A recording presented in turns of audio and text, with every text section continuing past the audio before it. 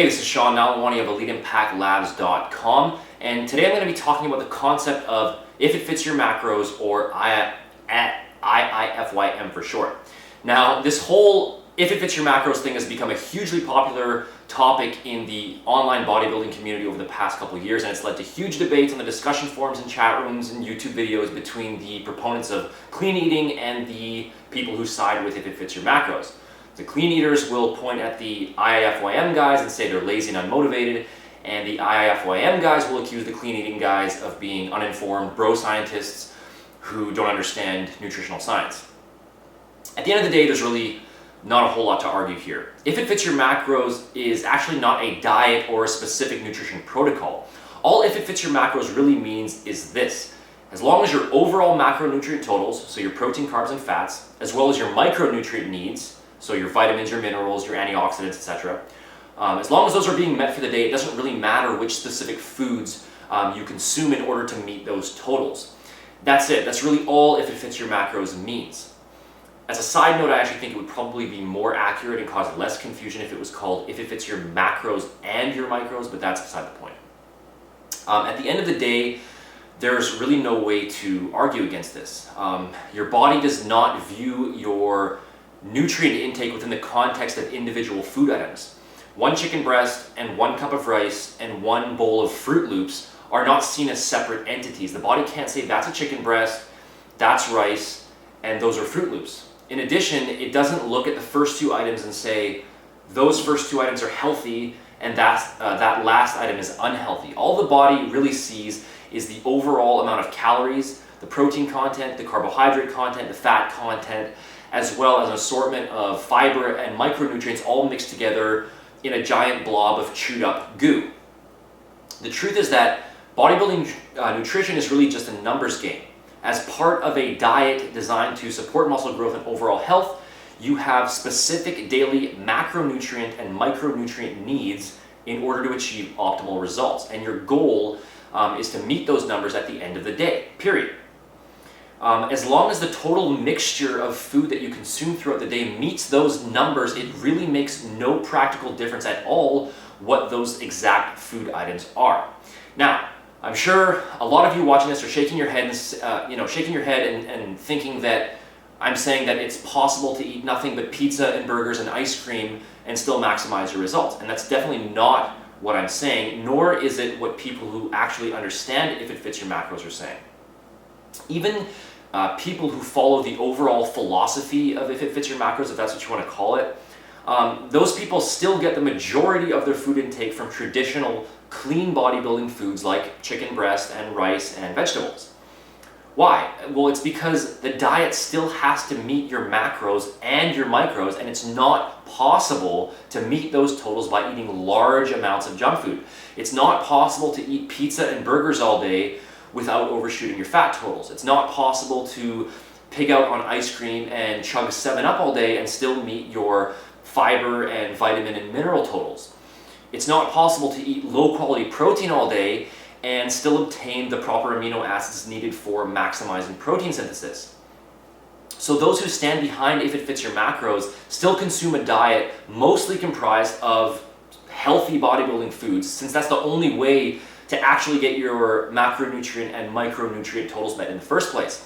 So whether you're a 24/7 clean eater or an if it fits your macros guy, you're still going to be following a pretty similar diet. The only real difference between the two is that if it fits your macros people usually allow a small percentage of their total daily calories, typically 10 to 20%, to come from junk foods by fitting them into their daily totals.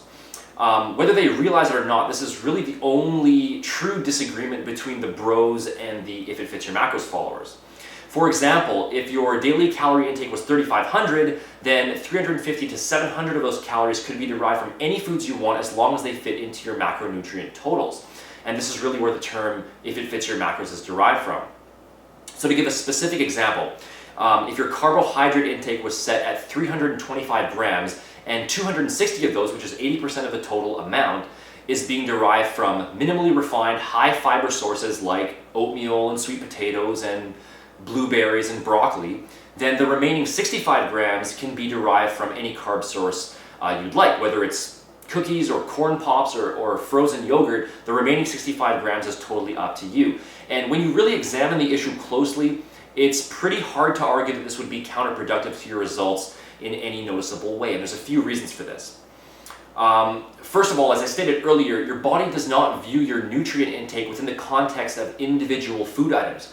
There's no such thing as a food that's inherently bad or inherently good. There's only a complete overall diet that is good or bad. Secondly, 10 to 20% only represents a small chunk of your overall diet.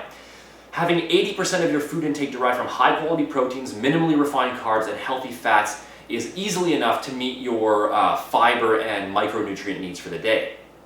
And third, so-called junk foods still contain perfectly usable protein, carbs, fats, and even vitamins and minerals. It's not that eating junk foods is bad, it's that eating too many of them is usually bad. For example, you can't possibly say that cheeseburgers make you fat.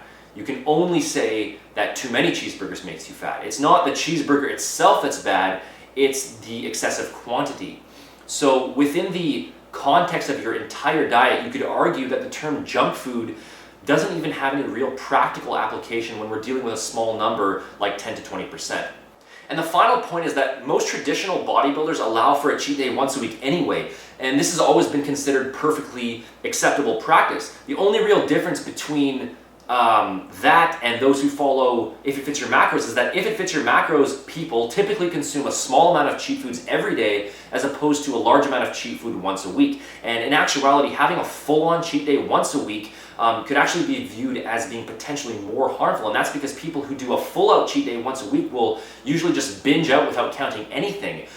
Whereas people who follow If It Fits Your Macros track everything to make sure that they don't exceed their daily calorie totals. So when it all comes down to it, not only is If It Fits Your Macros, or flexible dieting as some people might call it, not going to have any noticeable negative effects on your results, but it provides a huge benefits because it gives you a chance to actually enjoy your diet rather than slaving away to the same boring foods 24 hours a day. And you can do this while still achieving the same results.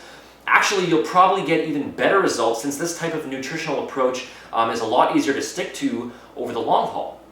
Now, let me make this clear. If you want to utilize this approach with success, you have to actually track your macros. This isn't a free pass to just start aimlessly shoving Twinkies and donuts down your throat.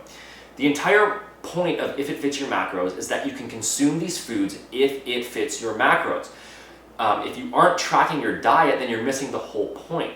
Some people will point the finger at If It Fits Your Macros followers by saying that they're lazy and that they lack discipline. But if anything, If It Fits Your Macros actually requires more work and discipline than a standard bodybuilding diet, since you actually have to track the specific foods, calories, and macronutrients that you're consuming. But as long as you know what your daily needs are, as long as you know what's in the foods that you're eating and how it fits into your daily totals and your goals, If It Fits Your Macros is a perfectly legit concept that you can employ to get into really good shape while enjoying your diet at the same time. So I hope you found this information useful. If you want to get a complete muscle building meal plan that you can use either for 24/7 clean eating or for If It Fits Your Macros purposes, make sure to check out the No Fail system over on EliteImpactLabs.com. The link is in the description bar for that. There are 13 meal plans in total ranging from 2,000 calories up to 6,000 calories that you can get started with right away. Also make sure to join the Elite Impact Labs Facebook page where we do free supplement giveaways every Sunday night. And make sure to subscribe to stay up to date on all of our future videos. So thanks again for watching this video lesson, and I'll talk to you again soon with more free tips.